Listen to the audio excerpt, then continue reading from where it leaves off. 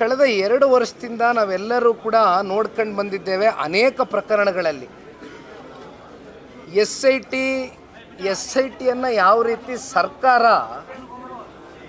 ಆಯಾ ಸಂದರ್ಭಕ್ಕೆ ಅವ್ರನ್ನ ಬಳಕೆ ಮಾಡ್ಕೊಂಡಿದೆ ಅಂತಕ್ಕಂಥದ್ದು ನೋಡಿದ್ದೇವೆ. ಎಲ್ಲ ಪ್ರಕರಣಗಳು ಕೂಡ ಒಂದು ಕಡೆಗೆ ಇಡೋಣ.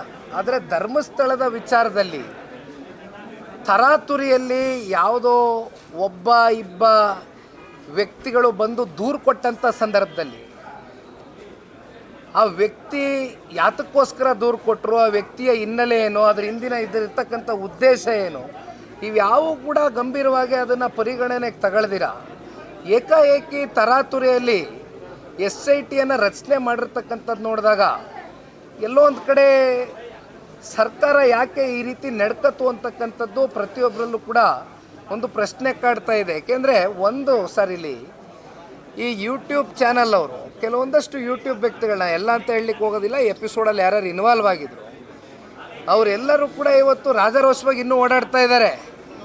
ಆ್ಯಕ್ಚುಲಿ ನೀವು ತನಿಖೆ ಮಾಡಬೇಕಾಗಿರ್ತಕ್ಕಂಥದ್ದು ಯೂಟ್ಯೂಬ್ ಚಾನಲ್ನಲ್ಲಿ ಯಾರ್ಯಾರು ಎಪಿಸೋಡ್ಗಳು ಕ್ರಿಯೇಟ್ ಮಾಡಿದ್ರು ಅವ್ರ ಮೇಲೂ ಕೂಡ ನೀವು ಇವತ್ತು ಬಹಳ ಗಂಭೀರವಾಗಿ ತನಿಖೆ ಮಾಡಬೇಕಾಗಿತ್ತು. ಆದರೆ ಅವ್ರ ಕೈಯನ್ನು ಬಿಟ್ಟಿದ್ದಾರೆ ಸರ್ಕಾರ. ಎಸ್ ಐ ಟಿ ಯಾವುದೇ ರೀತಿ ಅವ್ರು ತನಿಖೆ ಮಾಡ್ತಿಲ್ಲ. ನೋಡಿದ್ವಿ, ನಾವೆಲ್ಲ ಮಾಧ್ಯಮ ಸ್ನೇಹಿತರು ತೋರಿಸ್ತಿದ್ವಿ. ಒಂದಷ್ಟು ಯೂಟ್ಯೂಬ್ ಚಾನಲ್ಸ್ನ ಮಾಲೀಕರುಗಳು ಏನು ಭಾಳ ಆರಾಮಾಗಿ ಕೈ ಅಳ್ಳಾಡಿಸ್ಕೊಂಡು ಏನೂ ಆಗಿಲ್ಲ, ನಮಗೇನು ಮಾಡ್ಕೊಳಕ್ಕಾಗಲ್ಲ ಅನ್ನೋ ಮಟ್ಟಕ್ಕೆ ಮಾಧ್ಯಮದಲ್ಲಿ ತಾವೇ ಪ್ರಸಾರ ಮಾಡಿದ್ದೀರಿ. ಅವ್ರ ವರ್ತನೆಯನ್ನು ನೋಡಿದ್ದೀವಿ, ಅವ್ರ ಬಾಡಿ ಲ್ಯಾಂಗ್ವೇಜ್ನ. ಬಟ್ ಒಂದು ಸಾರ್ ನಾನು ಈ ಸಂದರ್ಭದಲ್ಲಿ ರೀಜ್ನಲ್ ಮೀಡಿಯಾ ಫ್ರೆಂಡ್ಸ್, ರಾಜ್ಯದ ಮಾಧ್ಯಮದ ಮಿತ್ರರಿಗೆ ನಾನು ಅನಂತ ಅಭಿನಂದನೆಗಳು ಸಲ್ಲಿಸಲಿಕ್ಕೆ ಇಷ್ಟಪಡ್ತೇನೆ. ಕಾರಣ, ಈ ಪ್ರಕರಣ ಯಾವಾಗ ಬೆಳಕಿಗೆ ಬಂತು, ಸಮಾಜದಲ್ಲಿ ಯಾವಾಗ ಒಂದು ಗೊಂದಲದ ವಾತಾವರಣ ಸೃಷ್ಟಿಯಾಯಿತು, ಧರ್ಮಸ್ಥಳದ ಈ ಒಂದು ಹುನ್ನಾರದ ಮಧ್ಯೆ ತಾವುಗಳು ಒಂದು ರೀತಿ ಸ್ಪೆಷಲ್ ಇನ್ವೆಸ್ಟಿಗೇಷನ್ ಮಾಡಿರ್ತಕ್ಕಂಥದ್ದು ಮಾಧ್ಯಮದ ಸ್ನೇಹಿತರು, ಗ್ರೌಂಡ್ ರಿಯಾಲಿಟಿಯನ್ನು ಪ್ರತಿನಿತ್ಯ ನೀವು ರಾಜ್ಯದ ಜನತೆಗೂ ತೋರಿಸಿದ್ರಿ, ಜೊತೆಯಲ್ಲಿ ರಾಜ್ಯ ಸರ್ಕಾರಕ್ಕೂ ಎಚ್ಚೆತ್ಕೊಳ್ತಕ್ಕಂಥದ್ದಕ್ಕೆ ತಮ್ಮಗಳ ಕಡೆಯಿಂದ ತಾವು ಬಹಳ ಪ್ರಾಮಾಣಿಕವಾಗಿ ಪ್ರಯತ್ನವನ್ನು ಪಟ್ಟಿದ್ದೀರಿ.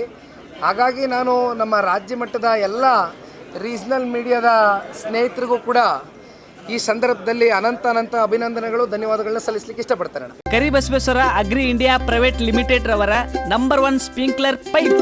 ನಾನು 86 kg ಇದ್ದವಳು 71 kg ಬಂದಿದ್ದೀನಿ. ವಯಸ್ಸಾದ್ಮೇಲೆ ಸ್ಮಾರ್ಟ್ ಆಗಿ ಕಾಣ್ತೀರ ಅಂದ್ರೆ ಜಿನ್ನಿ. 126 kg ವೇಟ್ ಇದ್ದು ನಾವು ಈಗ 114 kg ಲೆಕ್ಕ ಬಂದಿದ್ದೀವಿ. ಯಾವುದೇ ಸೈಡ್ ಎಫೆಕ್ಟ್ ಆಗಿಲ್ಲ. 84ರಿಂದ 50 kg ಬಂದೆ, ಆಮೇಲೆ ಸಣ್ಣಗೆ ಫಿಟ್ ಆಗಿದ್ದೀನಿ. ಅದಕ್ಕೆ ನಾನು ಯೂಸ್ ಮಾಡ್ತಾ ಇರೋದು ಜೀನಿ ಸ್ಲಿಮ್.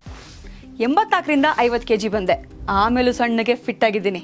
ಅದಕ್ಕೆ ನಾನು ಯೂಸ್ ಮಾಡ್ತಾ ಇರೋದು ಜೀನಿ ಸ್ಲಿಮ್. ಸಣ್ಣ ಆಗಕ್ಕೆ ಜೀನಿ ಸ್ಲಿಮ್ ಯೂಸ್ ಮಾಡದೆ ಹೆಲ್ದಿನೂ ಅದೇ. ನೀವು ಸಣ್ಣ ಆಗಬೇಕಾ, ಹೆಲ್ದಿ ಆಗಬೇಕಾ? ಹಾಗಿದ್ರೆ ಜೀನಿ ಸ್ಲಿಮ್ ಯೂಸ್ ಮಾಡಿ.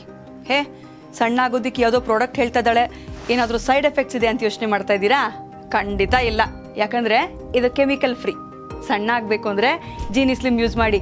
ಹೆಚ್ಚಿನ ಮಾಹಿತಿಗೆ ಕೆಳಗೆ ಡಿಸ್ಪ್ಲೇ ಆಗ್ತಿರೋ ನಂಬರ್ಗೆ ಕಾಲ್ ಮಾಡಿ.